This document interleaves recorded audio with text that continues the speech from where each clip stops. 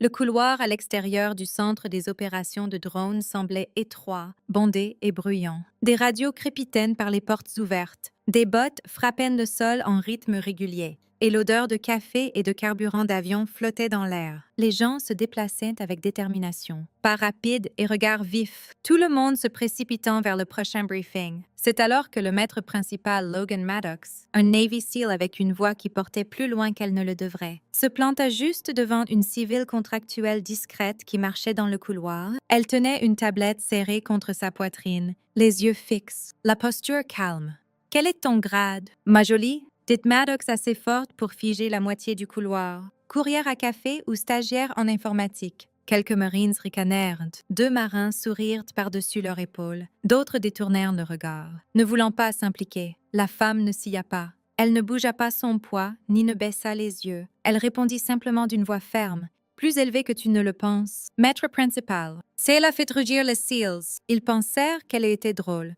Maddox sourit comme si elle venait de lui faire plaisir. Mais au bout du couloir, le maître principal Thomas Reich l'observa plus attentivement. La respiration lente et contrôlée. La façon dont ses doigts s'enroulaient autour de la tablette, comme si c'était quelque chose de bien plus sérieux que du plastique et du verre. Il y vit de l'expérience, il y vit de la discipline, quelque chose que les autres avaient manqué avant de commencer. Assurez-vous de vous abonner à Fob Veteran Stories et dites-nous dans les commentaires d'où vous regardez aujourd'hui. Son nom sur le badge indiquait Kira Holt. La plupart des gens le lisaient à peine. Pour eux, elle n'était qu'une autre contractuelle en polo bleu marine ordinaire, cheveux attachés en un chignon sans fioriture et bottes qui ressemblaient plus à celles achetées à l'échange de la base qu'à quelque chose lié à un grade ou à une autorité. Elle se déplaçait sur la base du Pacifique comme un fantôme qui y appartenait. Pas une touriste. Pas perdue, juste inaperçue, elle tenait sa tablette comme d'autres portent une tasse de café. Serrée contre elle, écran tourné vers l'intérieur, toujours verrouillé, toujours silencieux. Dans la salle à manger, le DFAC, elle choisissait presque toujours la même table dans le coin. Dos au mur,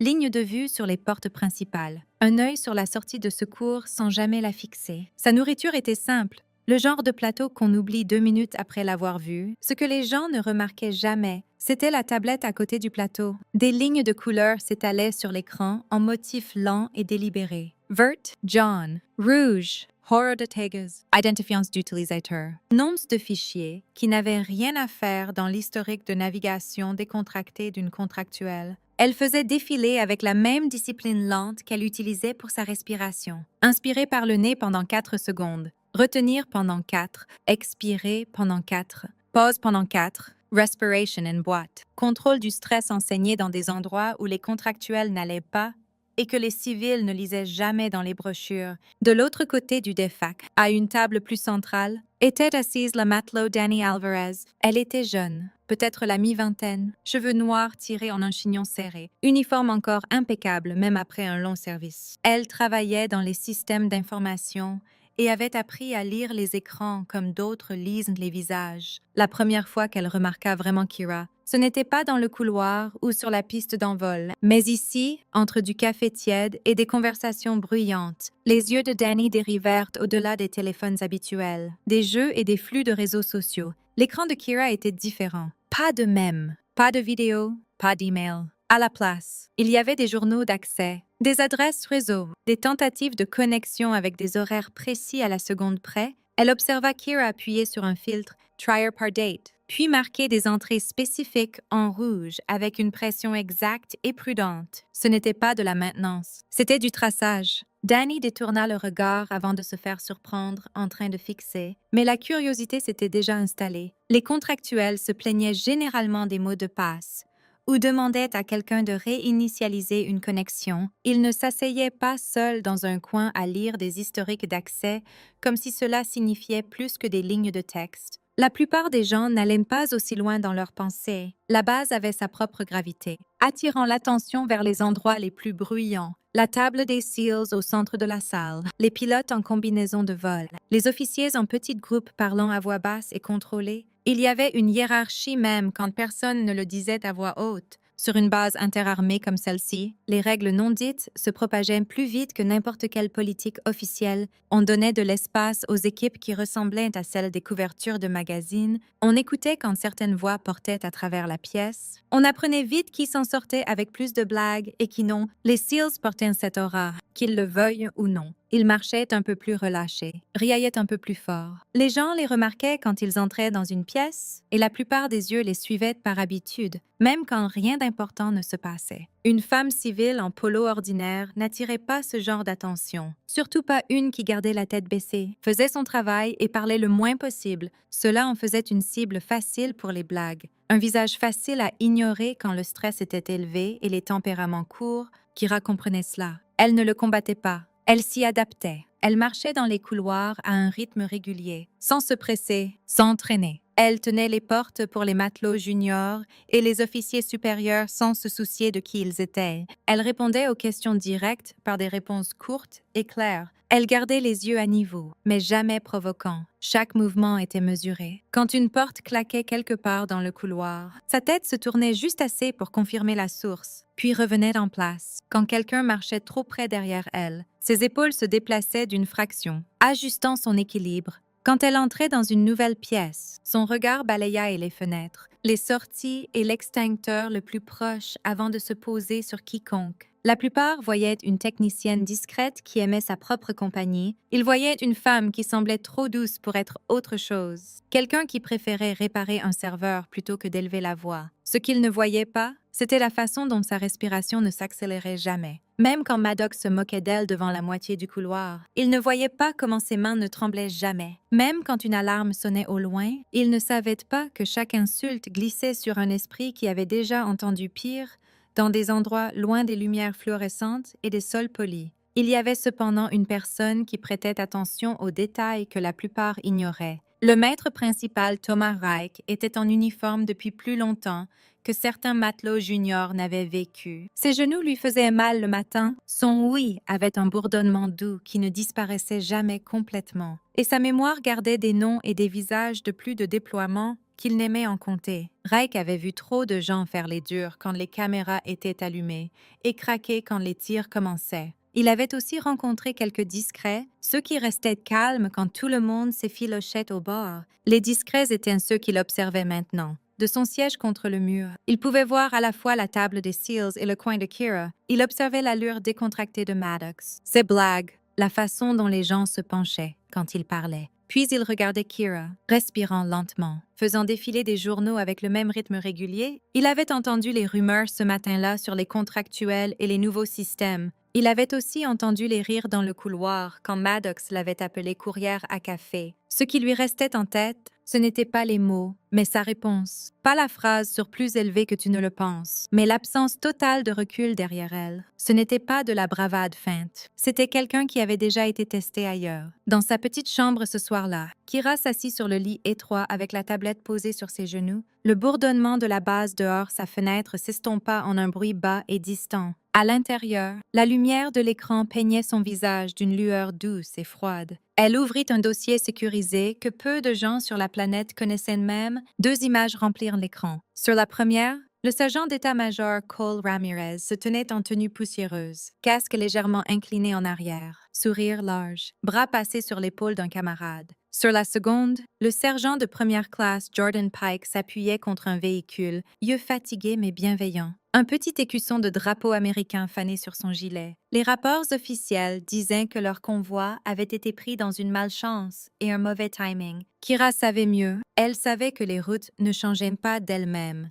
et que les embuscades ne se tendaient pas seules. Quelqu'un quelque part avait fait des choix qui avaient mené à ce moment où ces 2 hommes n'étaient jamais rentrés. Elle trace du bout du doigt juste au-dessus de leur nom sur l'écran, sans toucher le verre, ne voulant pas le salir. Sa respiration resta lente et régulière. Mais il y avait maintenant une tension dans sa mâchoire qui n'était pas là au DFAC. Il pensait qu'elle était une contractuelle. Il pensait qu'elle réparait des systèmes, portait des tablettes et se promenait au bas de l'échelle. « Laisse-les le penser », se dit-elle. « Laisse-les rire. » Tant qu'elle restait en arrière-plan, elle pouvait continuer à faire ce pourquoi elle était venue. trouver qui avait vendu Cole Ramirez et Jordan Pike et s'assurer que personne n'appelle plus jamais ce qui leur était arrivé une malchance. À la fin de la semaine, on aurait dit que chaque couloir venait avec une blague attachée à son nom. Maddox et son élément de SEAL semblaient être partout. Dans la file au stand de café dehors les salles de briefing, traversant la cour avec leur allure décontractée habituelle. Chaque fois qu'ils croisaient Kira,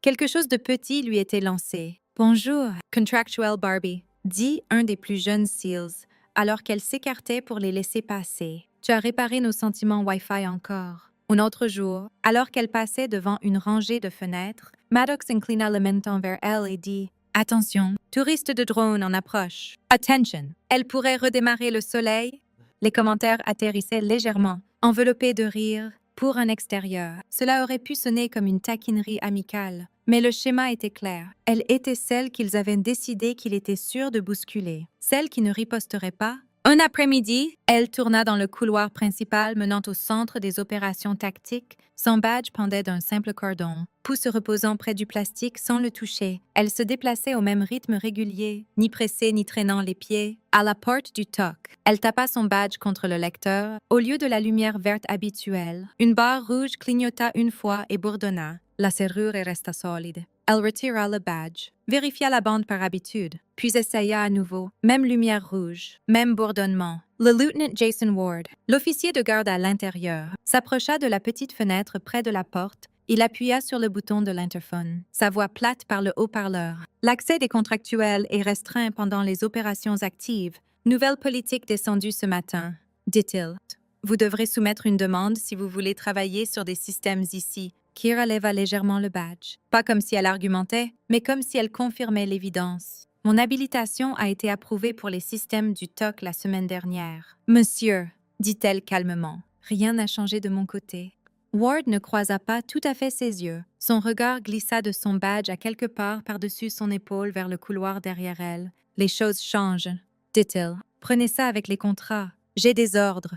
C'était une petite chose, ce manque de contact visuel. Mais après des années à lire les visages dans des pièces où vérité et mensonge coûtaient des vies, elle avait appris à traiter les petites choses comme des alarmes. Elle laissa passer un battement. « Compris, monsieur ?» dit-elle. Pas de colère, pas de frustration, juste le même ton régulier. Elle s'écarta de la porte et s'éloigna comme si ce n'était rien de plus qu'un ajustement mineur de règles. Quelques mètres plus loin, autour du virage du couloir, elle s'arrêta à un poste de travail vide relié à une partie différente du réseau. Pas les terminaux principaux du TOC, mais assez proches pour toucher les journaux qui comptaient, si on savait comment les atteindre. Elle se connecta avec des identifiants de contractuels qui semblaient ordinaires sur papier, et tout sauf ordinaire en profondeur. L'écran se remplit de lignes de texte et d'horodatage, le genre de données sur lesquelles les yeux de la plupart glissent. Les yeux de Kira ne glissaient pas. Ils se plissaient. Elle remonta les enregistrements d'accès pour des dossiers de missions spécifiques, opérations outre-mer, convois, patrouilles, paquets de surveillance, des mois de données empilées en colonnes. Elle appliqua des filtres, colora certaines entrées en jaune, d'autres en rouge. Un motif commença à apparaître.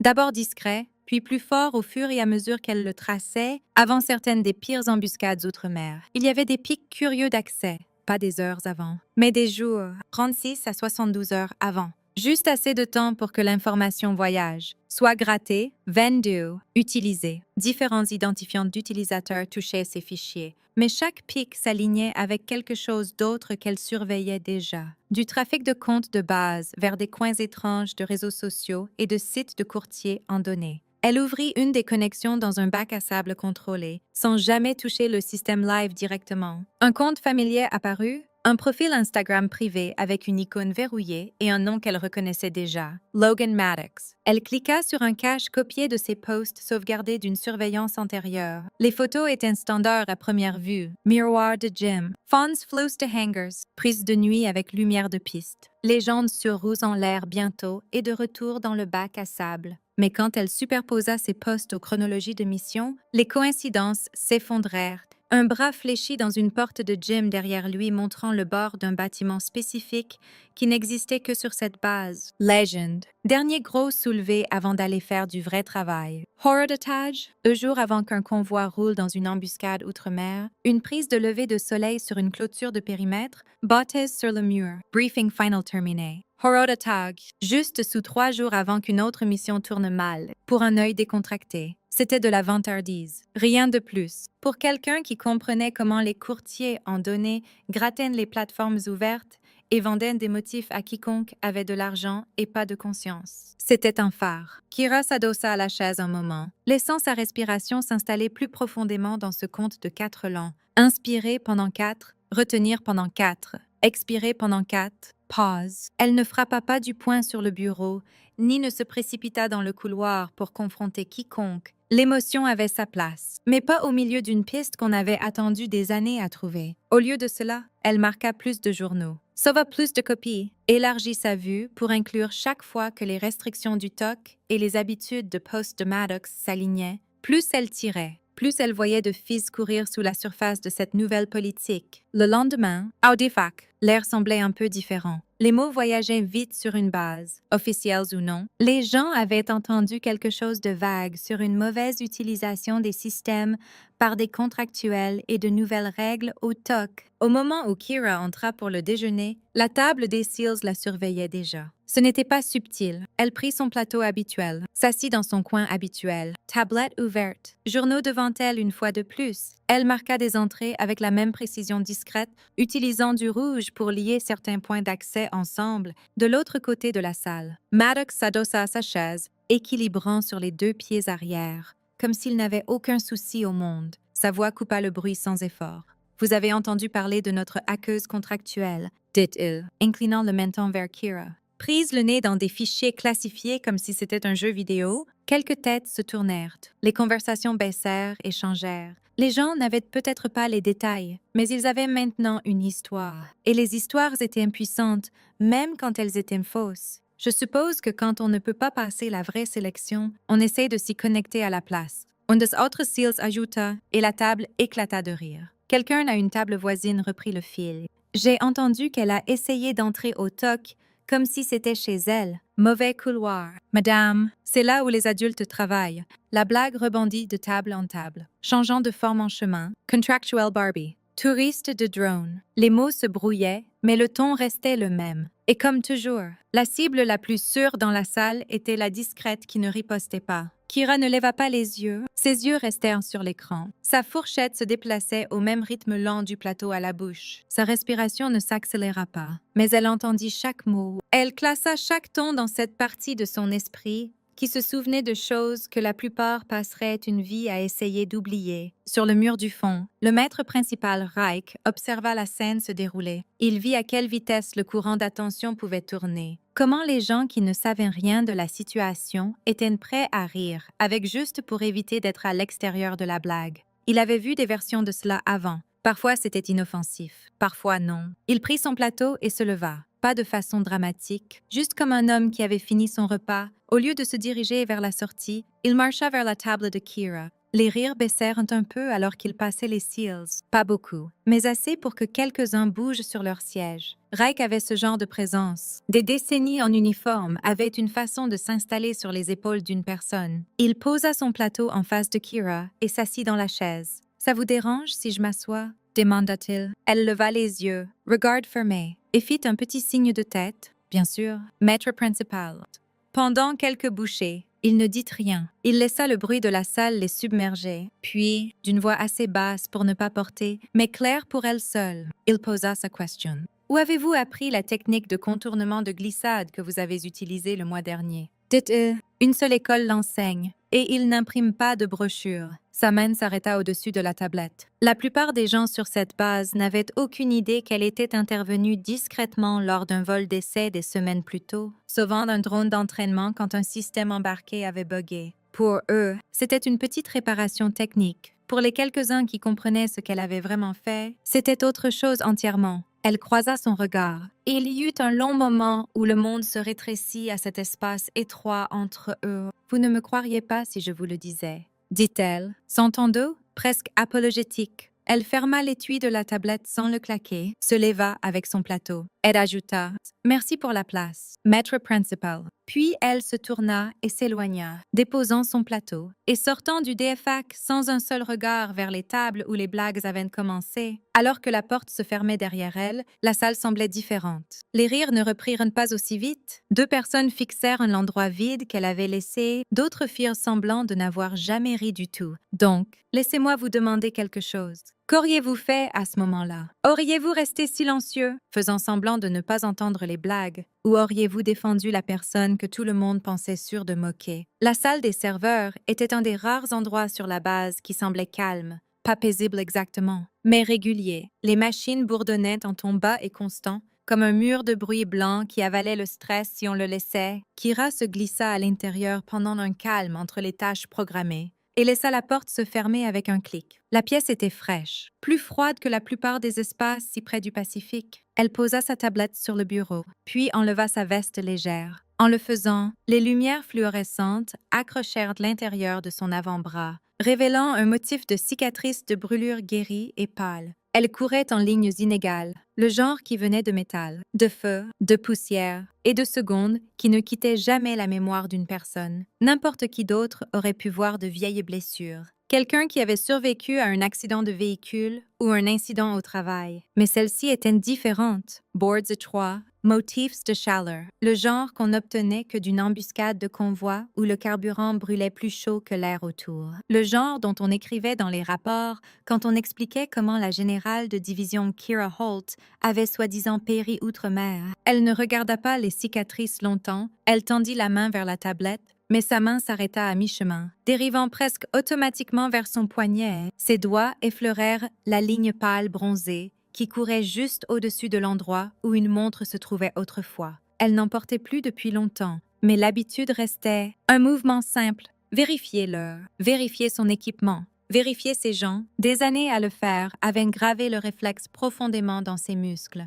Elle se surprit à le faire cette fois et secoua doucement la tête, baissant la main comme si elle pouvait physiquement repousser le souvenir. Puis elle se concentra sur l'écran. Kira tapa à travers les journaux du système, lignes de données défilant devant elle, tentatives d'accès non autorisées, pistes IP qui ne correspondaient pas aux routes officielles de quiconque. Elle marqua quelques entrées en jaune, puis quelques-unes en rouge. Plus elle creusait, plus le motif devenait fort. Quelqu'un n'était pas juste curieux, quelqu'un fouillait. La porte derrière elle s'entr'ouvrit de quelques centimètres et Danny Alvarez se pencha dedans. « Eh » dit-elle doucement, comme si elle n'était pas sûre d'être là. « Ward a dit que le TOC était toujours bloqué pour les contractuels. Je pensais que vous pourriez avoir besoin d'une solution de contournement. » Ses yeux dérivèrent vers la tablette, puis vers le bras exposé de Kira. Alvarez cligna une fois, hésita et déplaça rapidement son regard vers l'écran. Elle ne commenta pas. Elle n'avait pas à le faire. Son expression en disait assez. Kira remet sa veste sur le dossier de la chaise, gardant sa voix ferme.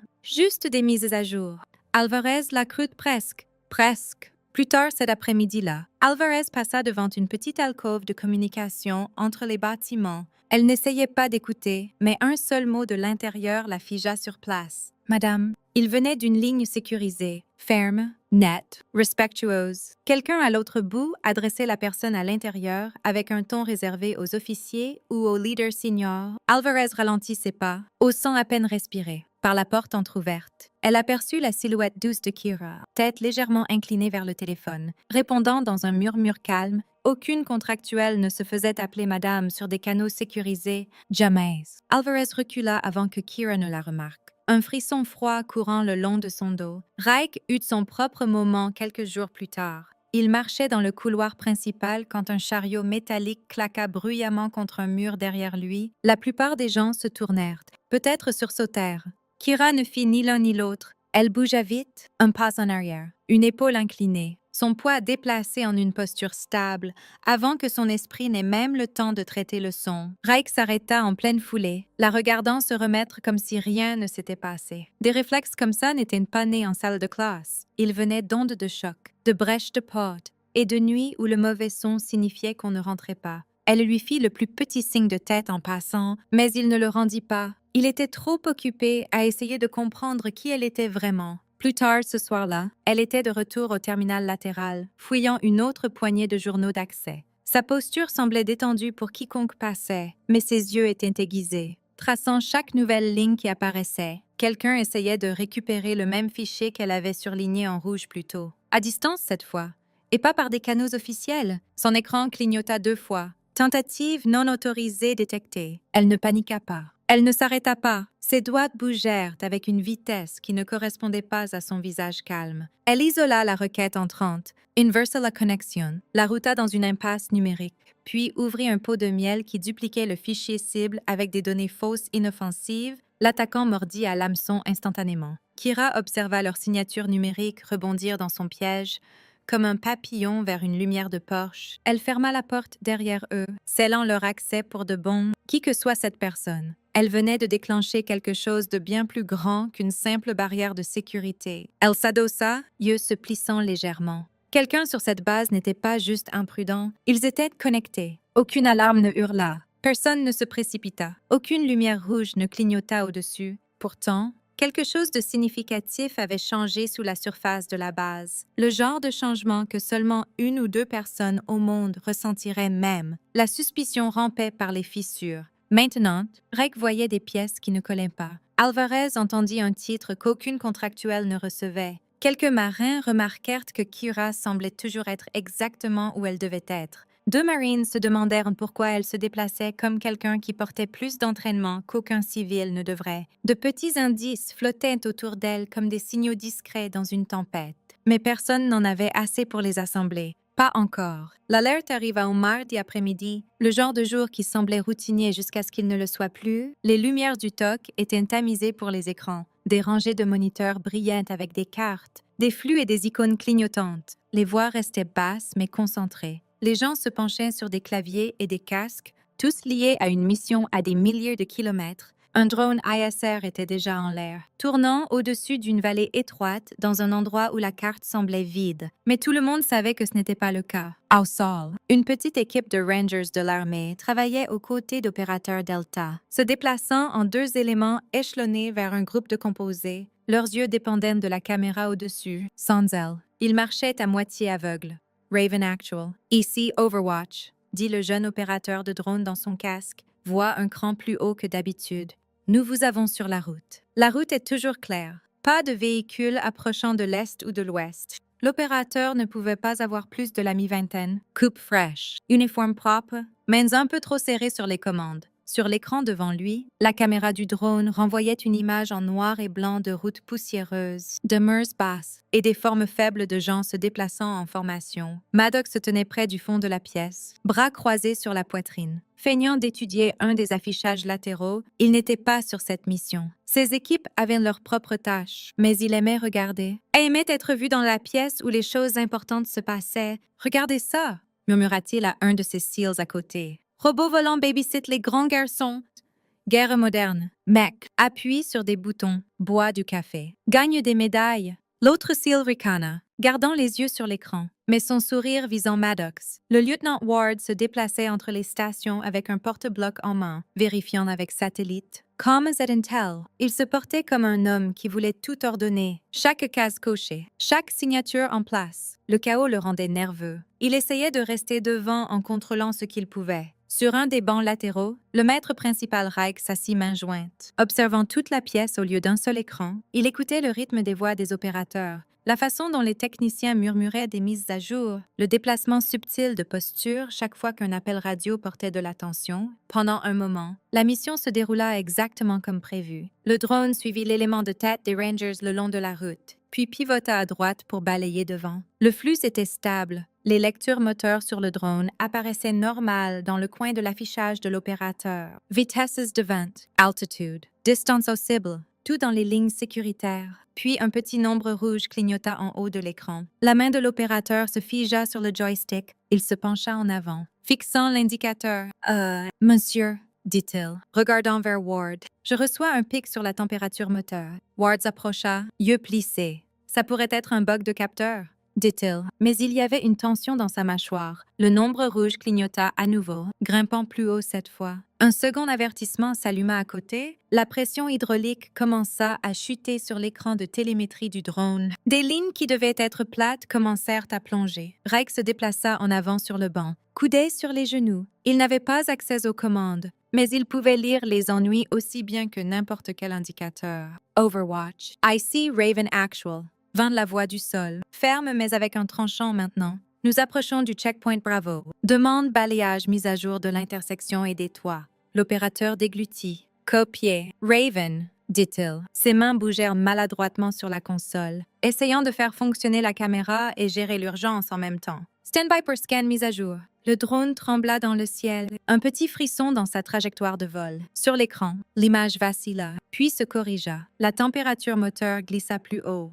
Les niveaux hydrauliques continuaient à saigner. Une autre alarme clignota. « Monsieur, nous perdons les hydrauliques », dit l'opérateur plus fort cette fois. La sueur perla à sa tempe. « Si nous ne stabilisons pas, nous allons perdre le contrôle. » Le visage de Ward perdit de sa couleur. « Lancez la liste de contrôle d'urgence standard », ordonna-t-il. « N'improvisez pas, suivez le manuel. » L'opérateur remonta la procédure d'urgence, ses yeux passant entre les étapes et les nombres chutant sur le côté de l'affichage. Autour de lui, d'autres techniciens commencèrent à parler plus vite. Les voix se chevauchèrent.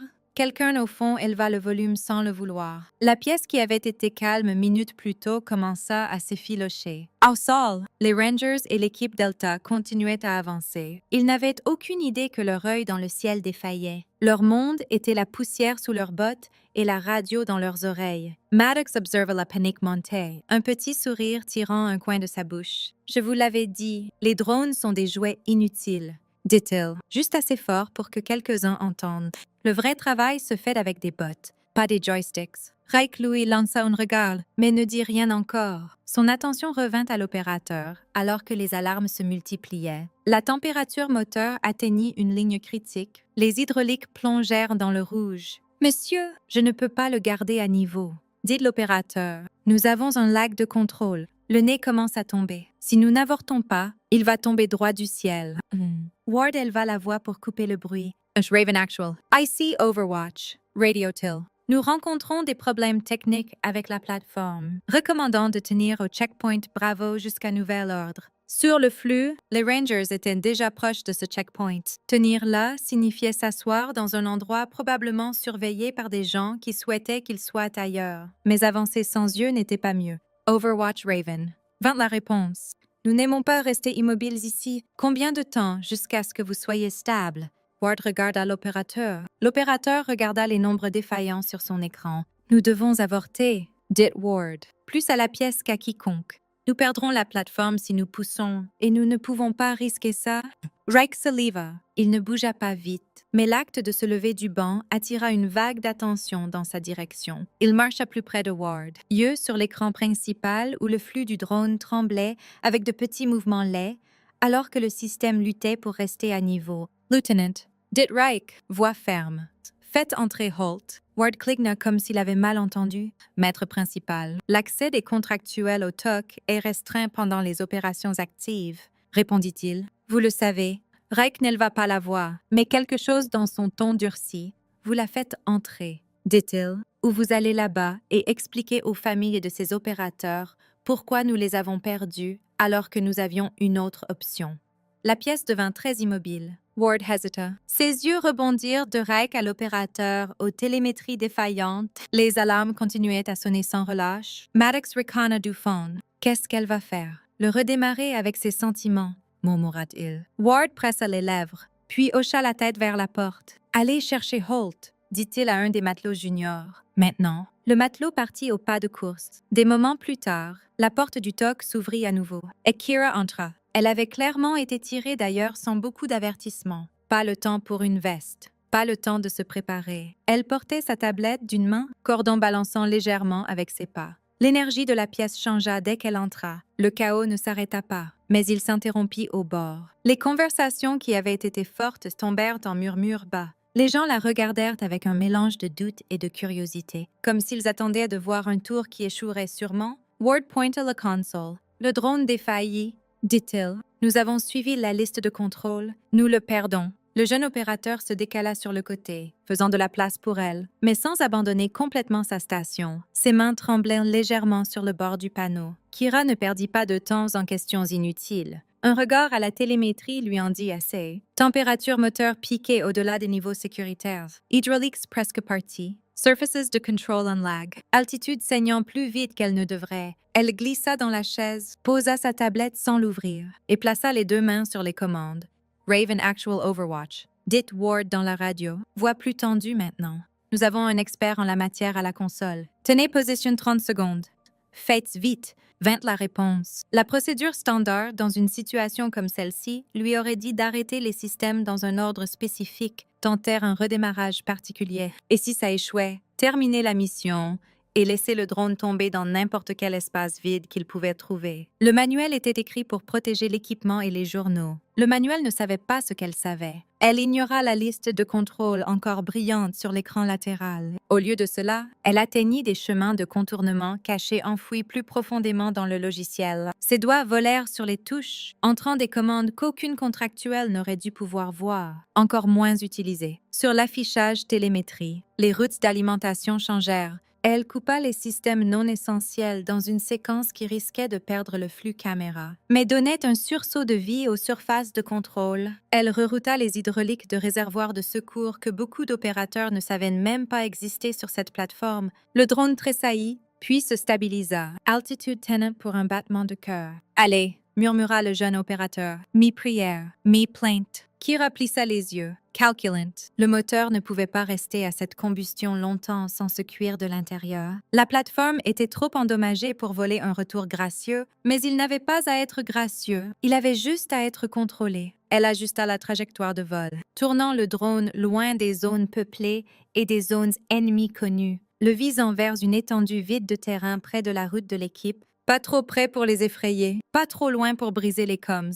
Puis elle fit quelque chose qu'aucun manuel de cours ne recommanderait jamais. Elle saigna délibérément l'altitude plus vite, passant à un mode de navigation inertielle de secours et composant un profil de descente raide qui ressemblait à première vue à un crash. « Madame, qu'est-ce que vous faites? » lâcha l'opérateur avant de se rattraper. « Achetez quelques secondes de plus Dieu pour eux, » dit-elle, sans lever les yeux. Son ton était calme, presque doux, sur l'écran principal. L'image trembla alors que le drone descendait. Les murs de la vallée grandirent dans le cadre. La route se précisa en vue. Le checkpoint devant, avec son bâtiment à moitié ruiné, et son groupe de véhicules remplit l'affichage. Les Rangers et opérateurs Delta bougèrent au bord de l'image. Des signatures thermiques brillaient faiblement sur les toits, et derrière un mur bas, près du checkpoint, Raven Actual Overwatch, Appella Ward, yeux collés à ce que Kira leur montrait.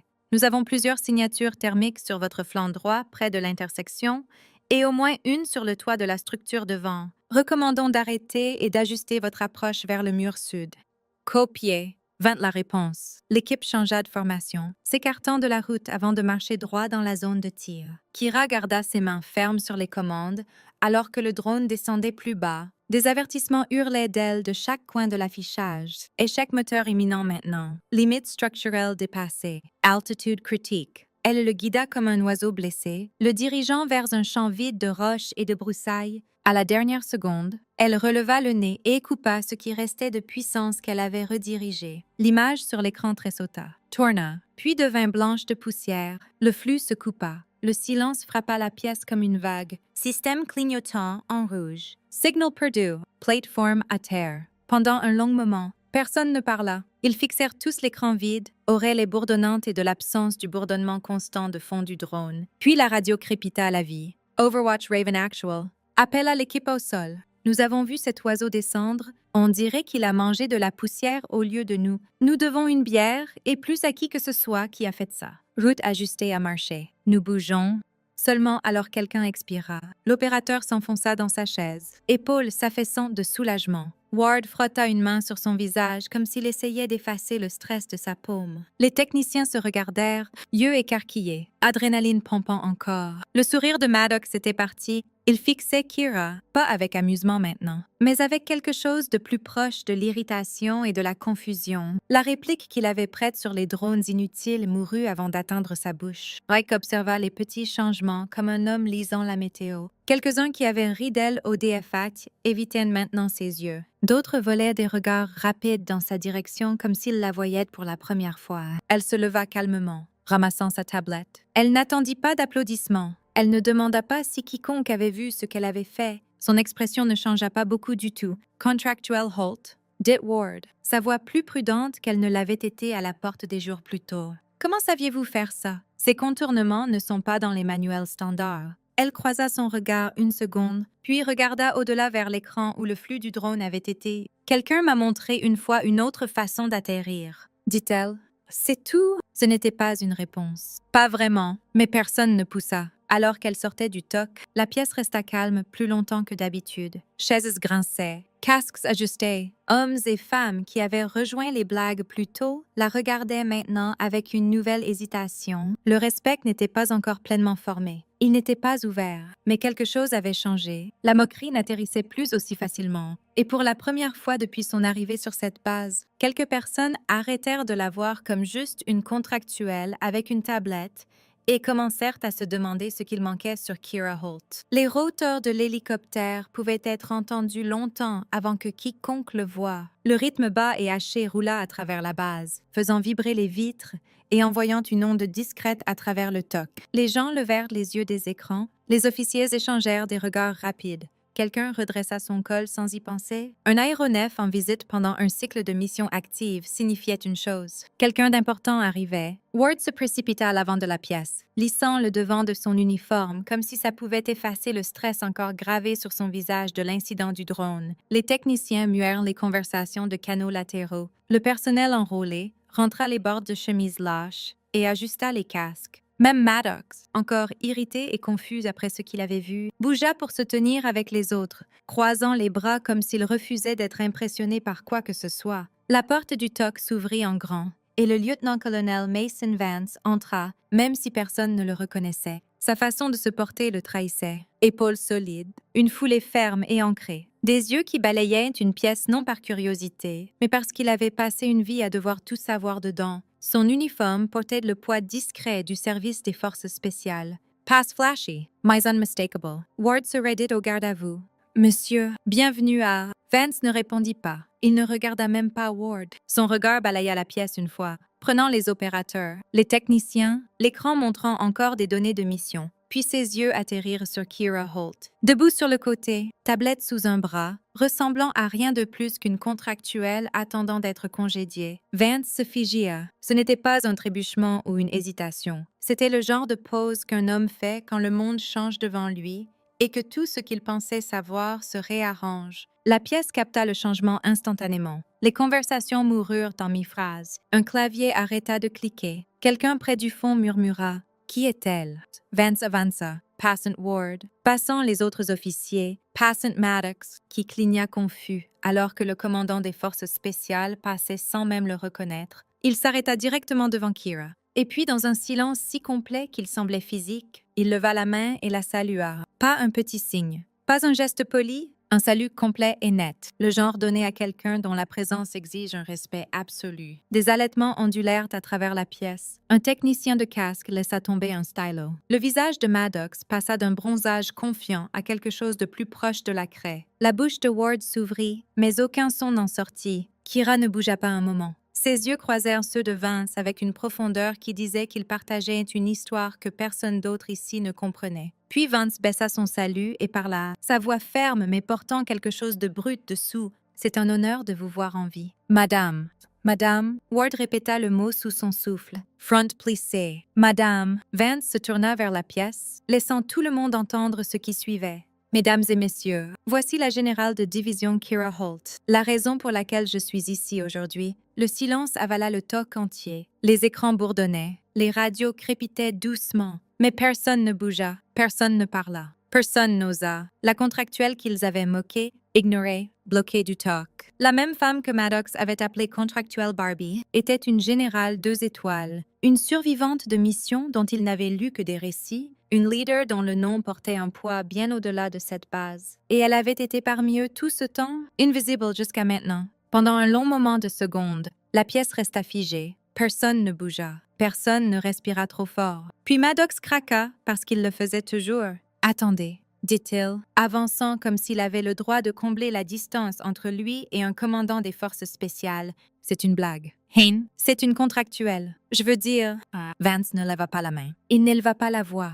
Il tourna juste la tête et regarda Maddox. Un regard. Ça frappa plus fort qu'un ordre crié. Maddox s'arrêta en demi-pas. My respiration. Mi-pensée. Sa mâchoire se ferma d'un coup. Ce qu'il allait dire mourut sans bruit. Kira ne saisit pas le moment. Elle ne posa pas ni ne déclara rien de dramatique. Elle leva simplement sa manche gauche, lentement et contrôlée, révélant l'encre noire et grise gravée dans sa peau, un petit éclair, un ensemble de nombres, un symbole qui n'existait pas officiellement. Task Force Echo, une unité si discrète qu'elle vivait dans les espaces vides entre des missions dont personne ne parlait. Quiconque reconnaissait la marque comprenait instantanément ce que ça signifiait. Quiconque ne le faisait pas n'était pas censé. Vance hocha la tête une fois comme si le tatouage était toute la confirmation dont la pièce avait besoin. « Montrons-leur » dit-il calmement. Il s'approcha de la console principale et connecta un lecteur sécurisé. Les écrans clignotèrent, puis se remplirent des mêmes journaux codés par couleur que Kira avait étudiés au DFAC. Lignes d'horodatage, piste d'accès, entrée surlignée qui pulsait en rouge. La pièce se pencha. Au cours des derniers mois, dit Vance, quelqu'un sur cette base a accédé à des fichiers opérationnels restreints sans autorisation. Chaque fois que l'accès a eu lieu des jours avant qu'une mission soit compromise outre-mer, il tapa une touche. L'écran changea en un collage de posts de réseaux sociaux mis en cache de Maddox. Photos de gym, selfies de lèvres de soleil, coins flus de bâtiments restraints, hashtags, horodatages. Ceux-ci ont été grattés par des courtiers en données étrangers. Continue Vance. Achetés, vendus, utilisés. Un murmure basse passa à travers le toc. Même ceux qui ne savaient pas ce qu'était le grattage savaient assez pour avoir peur de ce qu'ils voyaient. Une autre touche. L'écran se remplit de documents, signatures numériques, memos de politique et une restriction d'accès spécifique portant le nom du lieutenant Ward, sauf que la signature n'était pas la sienne. C'était forgé. Dit Vance, son ton n'était pas en colère, mais assez tranchant pour faire déglutir Ward durement. Utilisé pour bloquer la générale Holt d'entrer au TOC pendant les cycles de mission.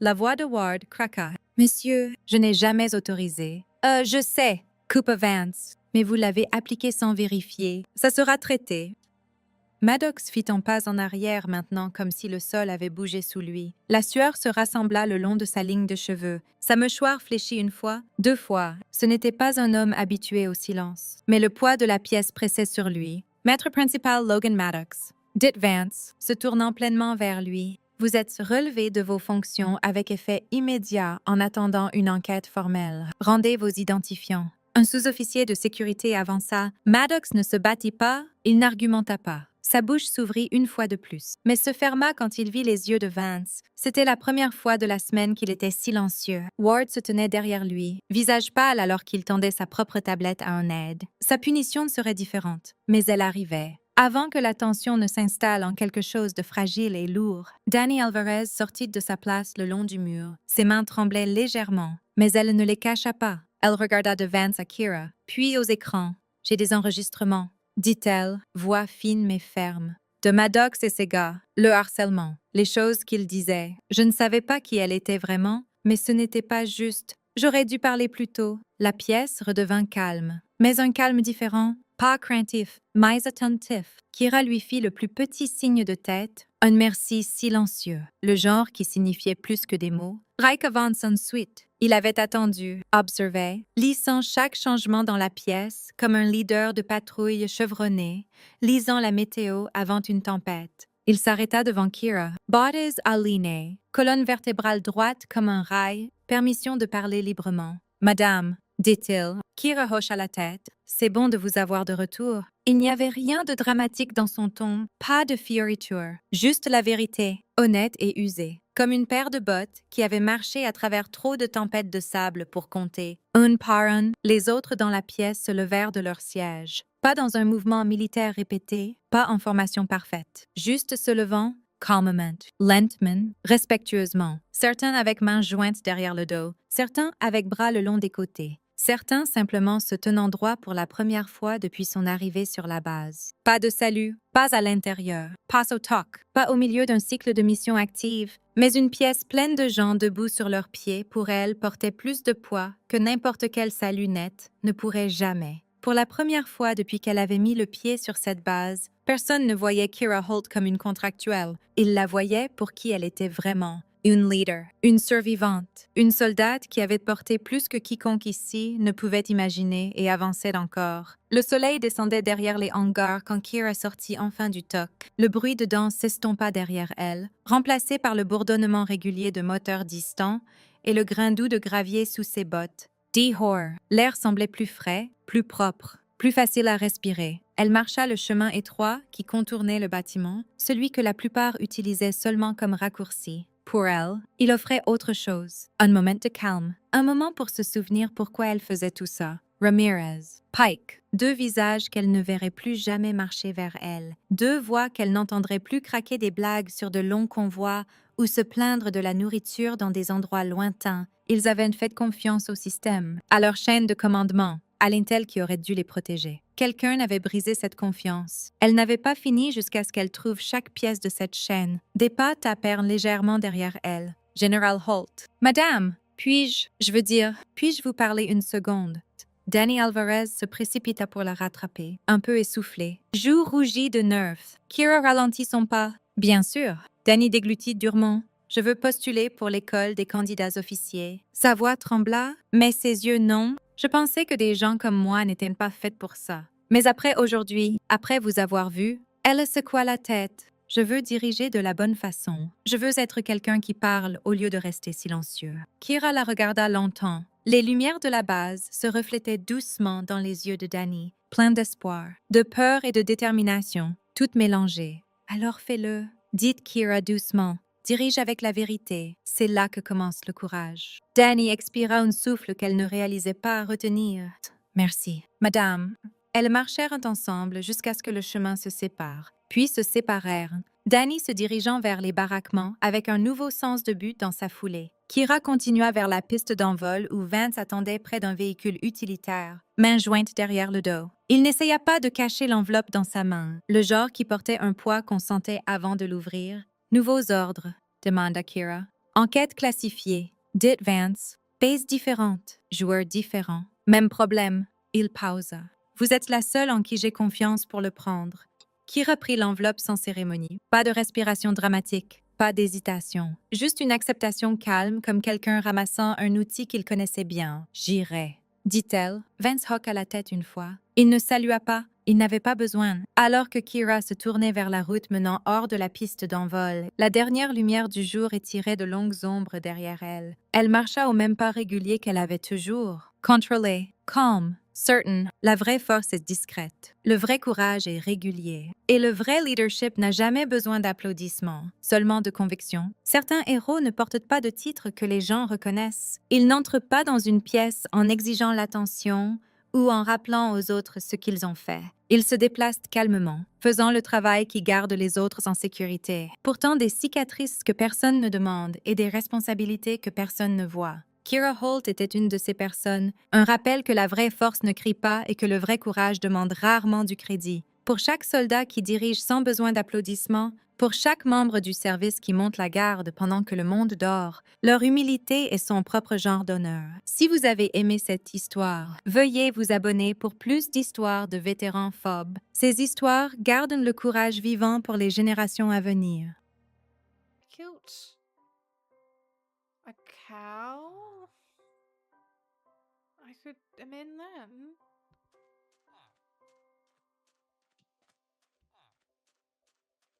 Oh, a little black kitty over there. That's cute. I kind of like this new home.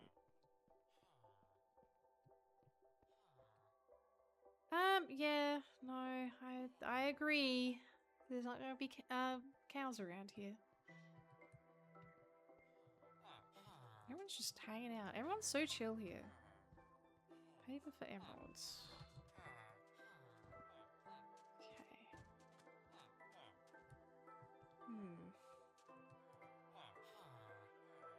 Raw rabbit for emerald. Potato for emerald. Emerald for bread. The pit rate is here, better here because no grass. Oh my god. Eh.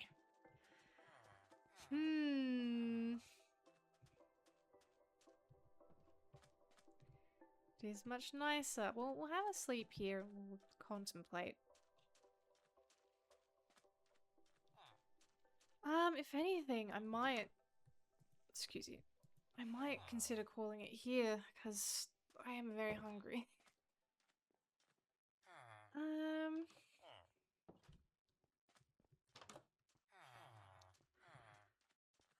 It's not my fault every village keeps being a little bit better than the last one. What's on the menu? It is an eat out night tonight. Potentially, burrito. Burrito would be my assumption. Maybe sushi. What is this, precious? Repair and disenchant. Yum yum. What was I doing? Cook. Nothing to cook with. Cook with sapling? I can't imagine that's gonna last long.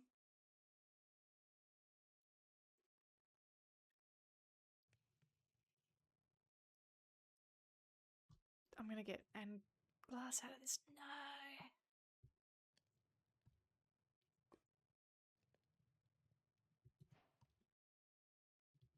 Okay.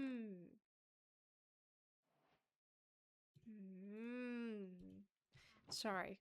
You're all making fantastic points in chat. I'm just thinking about my life. I love my happy camel. This guy rips. And there's cats here.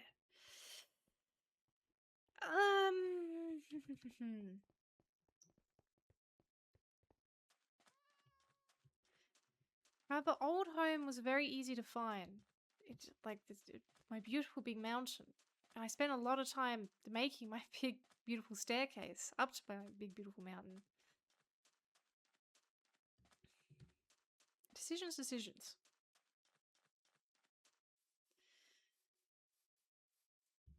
My food. My home. My island. Riku. Kairi. Etc. You know the one.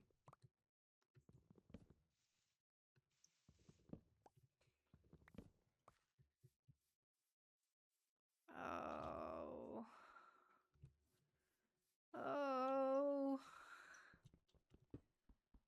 I'm getting beleaguered by indecision. I'm quite weak with such things.